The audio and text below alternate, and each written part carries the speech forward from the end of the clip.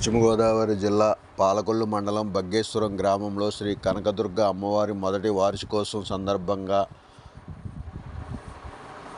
ఆలయంలో హోమాలు, కుంకుమార్చన, అన్నదాన కార్యక్రమాలు జరిగాయి. పాలకొల్లు శాసనసభ్యులు నిమ్మల రామానాయుడు అమ్మవారిని దర్శించుకుని పూజలు నిర్వహించారు. వేద పండితులచే జరపబడుతున్న హోమంలో పాల్గొన్నారు. ఈ కార్యక్రమంలో భక్తులు అధిక సంఖ్యలో పాల్గొన్నారు.